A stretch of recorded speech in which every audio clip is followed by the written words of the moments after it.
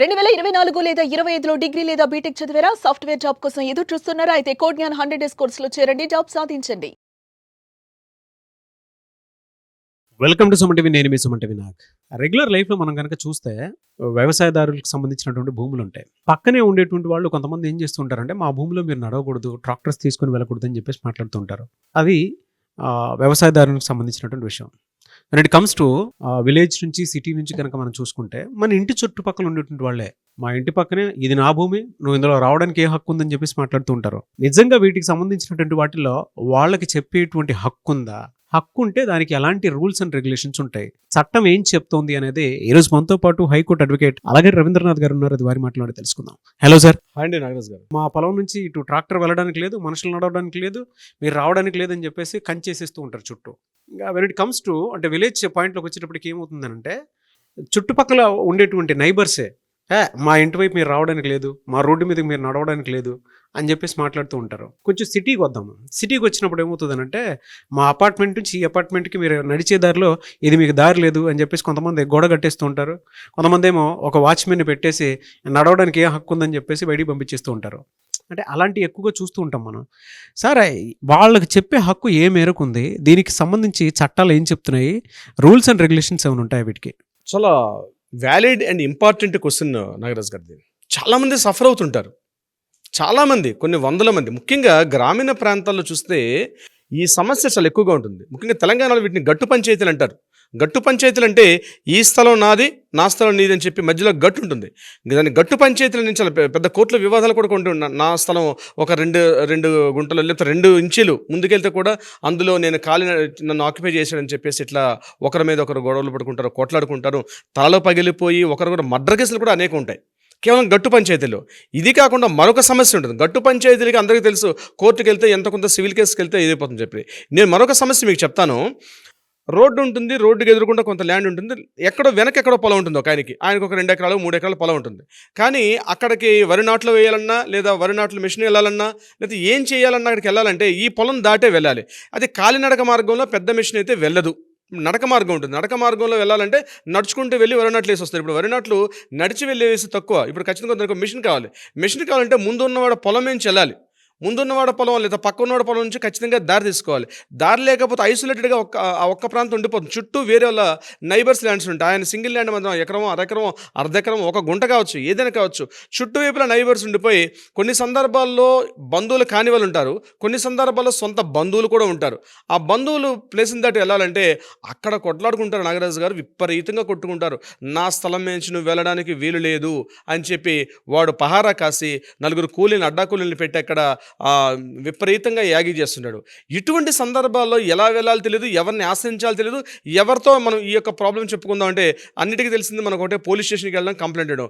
పోలీసులకు కూడా సరిగ్గా ఈ విషయం గురించి పెద్ద అవగాహన లేదు. సో అటువంటి ఒక ఇంపార్టెంట్ విషయాన్ని మనం ఈరోజు క్లియర్గా మాట్లాడుకుందాం నాగరాజు గారు.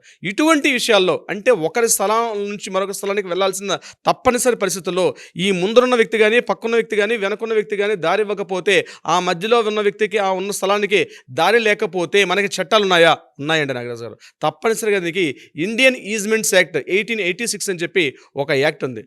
అది కేవలం ఇటువంటి వాటికి మాత్రమే పరిష్కారంగా ఈజ్మెంట్ యాక్ట్ ఉంటుంది. అంటే ఏంటి, అది కూడా కంపల్సరీ ఏంటంటే వేరే దారి ఖచ్చితంగా ఆయన ఇవ్వాల్సిందే. ఆయన దయాదాక్షిణ్యాల మీద ఆయన ఎంతో కొంత, నా వరి యంత్రం మిషన్ పోతుంది కాబట్టి ఆయన డిమాండ్ చేస్తాడు, ఇగో నీ పొలం వెళ్తుంది కాబట్టి నాకు ఇక్కడ అమౌంట్ కట్టేసి ఇవ్వు అని చెప్పి ఆయన అడిగే హక్కు లేదు. మీరు వెనకున్న స్థలానికి ముందున్న వ్యక్తి ఖచ్చితంగా దారి ఇవ్వాల్సిందే, అది మీ యొక్క హక్కు. ఇట్స్ నాట్ ఏ రిక్వెస్ట్ కాదండి, ఇట్స్ నాట్ ఏ రిక్వెస్ట్ కాదు. రిక్వెస్ట్ మెథడ్లో అయ్యా బాబు అని చెప్పి బతిమలాడాల్సిన అవసరం లేదు. ఇట్స్ ద రైట్ టు వే అని మనకి ఈ యొక్క ఇండియన్ ఈజ్మెంట్స్ యాక్ట్లో ఒక యాక్ట్ ఉంది. కంపల్సరీ అని ఇవ్వాల్సిందే.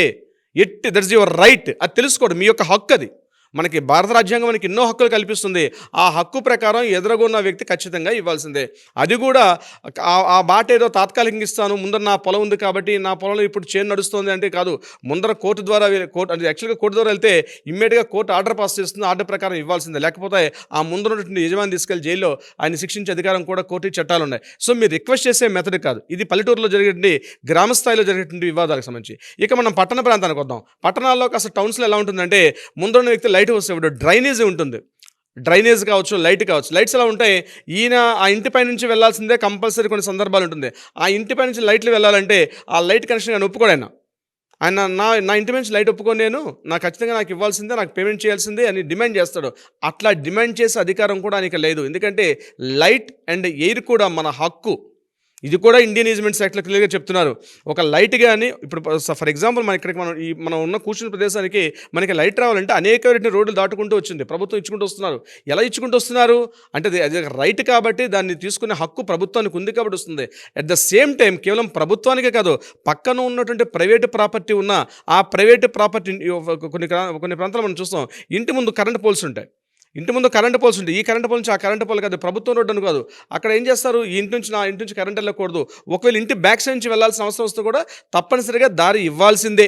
నేను ఇవ్వనంటే కుదరదు అక్కడ. ఎందుకంటే మన చట్టం చెప్తుంది క్లియర్గా అక్కడ, ఇండియన్ ఈజ్మెంట్స్ యాక్ట్ 1886 ఏం చెప్తుందంటే ఖచ్చితంగా నువ్వు ఉన్న ప్రాపర్టీ నుంచి పక్క ప్రాపర్టీకి వెళ్ళడానికి దారి ఇవ్వాల్సిందే. దారి ఇవ్వనని చెప్పి మొరాయిస్తే నేను చట్టరీత్యా నేను ఇక్కడ రిస్ట్రిక్ట్ చేసే అవకాశం ఉంటుంది. ఇక మనం మనలాంటి హైదరాబాద్ లాంటి మహానగరాలకు వస్తే ఇక్కడ లేఅవుట్స్ వేస్తారు. లేఅవుట్స్ ఏం చేస్తారు, గేటెడ్ కమ్యూనిటీ అంటారు. గేటెడ్ కమ్యూనిటీస్ ఏం చేస్తారు, ఒక లేఅవుట్ 5 ఎకరాల 10 ఎకరాల పొలం చేసి, ముఖ్యంగా ఇటీవల కాలం బాగా ఈ గేటెడ్ కమ్యూనిటీ అంటే విల్లాస్ కల్చర్ ఎక్కువ పెరిగింది. ఇక్కడ గేటెడ్ కమ్యూనిటీ ఏం చేస్తారు, నేను విల్లా చేసుకుని చెప్పి మొత్తం 4 సైడ్లు అందులో ఏంటంటే రోడ్స్ వేస్తారు.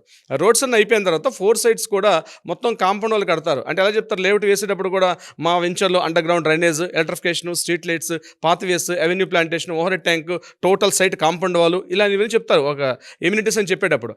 టోటల్ సైట్ కాంపౌండ్ వాళ్ళు వేసే హక్కు లేదు వాడికి. ఎవరైతే రియల్ ఎస్టేట్లో వెంచర్ వేస్తారో entire the total site compound wall మొత్తం కూడా వేసే హక్కానికి లేదు. ఎక్కడెక్కడైతే రోడ్స్ ఉన్నాయో ఆ రోడ్స్ దగ్గర ఓపెన్ చేయాలి, పక్కనటువంటి ఇంకో కనెక్టివిటీ రోడ్డుకి ఇది కనెక్షన్ ఇవ్వాలి. అంతేగాని నా వెంచర్ కాబట్టి నేను రోడ్డు వేసుకుంటానంటే ఈయన ఎక్కడ మార్స్ మీదో లేకపోతే మూన్ మీద లేడు, ఆయన ఉన్నది భూమి మీద ఉన్నారు కాబట్టి ఖచ్చితంగా దారి ఇవ్వాల్సిందే. ఇవ్వనంటే కుదరదు. దీనికోసం కోట్లకి వస్తే ప్రతి ఒక్కరూ మనకి రాజ్యాంగం కల్పించే హక్కులు తెలుసుకోవాలి. హక్కులు తెలుసుకున్నప్పుడే మనం ఎలా ప్రవర్తించాలి, హక్కు ఉందా లేదని తెలుసుకోవాలి. లేకపోతే ఏమైతే అంటే పక్క ఉన్న దయాదాక్షిణ్యాల మీద, వాడి యొక్క అభ్యర్థుల మేరకు వాడికి మనం రిక్వెస్ట్ చేసుకుంటే వాడి దయాదాక్షిణ్యం మీద మనం బతకాల్సిన పరిస్థితి వస్తుంది. ఇప్పుడు నేను చెప్పినటువంటి ఏవైతే ఉన్నాయో అది దారి కావచ్చు, లైట్ కావచ్చు, ఎయిర్ కావచ్చు, అట్ ద సేమ్ డ్రైనేజ్ కావచ్చు, ఏదైనా సరే ఒక స్థలం మీద నుంచి మరొక స్థలం మీదకి వెళ్ళడానికి ఖచ్చితంగా ఈ ముందరున్న వ్యక్తి ఒప్పుకోవాల్సిందే అని చెప్తూ మనకి ఇండియన్ ఈజ్మెంట్స్ యాక్ట్ 1886 ఏదైతే ఉందో దాంట్లో క్లియర్గా ఉంటుంది, right to way, right to light and air, ఇట్లాంటి అన్నీ కూడా కంప్లీట్గా ఉంటాయి. ఇది ప్రతి ఒక్కరు తెలుసుకోవాలి. అటువంటి వివాదాలు ఉంటే మాత్రం మీరు భయపడాల్సిన అవసరం లేదు. మీ హక్కు మీరు తెలుసుకోండి తప్పనిసరిగా. నాగరాజ్ గారు, చాలామంది ఇటువంటి సమస్యలతోటి సతమతమవుతూ ఉంటారు. ఓన్లీ ఒక్కొక్క అడ్వకేట్ దగ్గరికి వెళ్ళి కూర్చొని ఉంటే సరిపోతుంది కదా అనుకునేటువంటి ఆలోచనతో ఉండేటువంటి వాళ్ళు కూడా ఉంటారు. అలాంటి వాళ్ళు మిమ్మల్ని అప్రోచ్ అవ్వాలి అంటే ప్రాసెస్ ఏంటి? కింద స్క్రోల్తో మిమ్మల్ని కాంటాక్ట్ చేస్తే ఇటువంటి సమస్యలు, నాట్ ఓన్లీ ఇటువంటి సమస్యలనే కాదు, ఏదైనా న్యాయపరంగా వివాదాలు, సలహాలు, సంప్రదింపులు కావాలంటే తప్పనిసరిగా కింద స్క్రోల్తో మనకి కాంటాక్ట్ చేస్తే మనం ఖచ్చితంగా అప్రోచ్ అవుతాం. అదే కాకుండా మీ హక్కుని, రాజ్యాంగం కల్పిస్తున్న మన హక్కుని మనం తెలుసుకోవడం చాలా important. At the same time రాజ్యాంగ హక్కును పొందే హక్కు మనకి ఎలాగుందో ఎట్ ద సేమ్ టైం బాధ్యత కూడా ఉంది. ఒక భారతీయ పౌరుడిగా మన బాధ్యత కూడా ఉంది. ఆ బాధ్యతను మనం నిర్వర్తించుకుంటూ మన హక్కులు మనం కాపాడుకుందాం. నాగరాజ్ గారు, థ్యాంక్ యూ సో మచ్ అలాగే రవీంద్రనాథ్ గారు. Thank you so much Nagaraj గారు. చూసారు కదా ఈ వీడియోపై మీ అభిప్రాయాన్ని కమెంట్ బాక్స్లో పోస్ట్ చేయండి. ముఖ్యంగా మీరు గనక మీకు ఏ సమస్య ఉన్నా సరే చట్టాల ద్వారా మీరు ఏదైనా ఒక రెమెడీ కోసం కనుక ఎదురు చూస్తున్నట్లయితే ఖచ్చితంగా అలగరి రవీంద్రనాథ్ గారిని సంప్రదించాలి అనుకుంటే స్క్రీన్ మీద మీకు కాంటాక్ట్ నెంబర్ కనిపిస్తుంది. దానికి మీరు కాల్ ఆర్ మెసేజ్ వాట్సాప్ చేసి వెంటనే అపాయింట్మెంట్ బుక్ చేసుకోండి. ఈ వీడియో లైక్ చేయండి, షేర్ మాత్రం తప్పకుండా చేయండి. ఇలాంటి మరిన్ని వీడియోస్ కోసం మా ఛానల్ ఫాలో అవ్వండి. Thank you. సుమన్ టీవీలో మీ పర్సనల్ అండ్ బిజినెస్ ప్రమోషన్స్ కోసం కింది నెంబర్కి కాంటాక్ట్ చేయండి.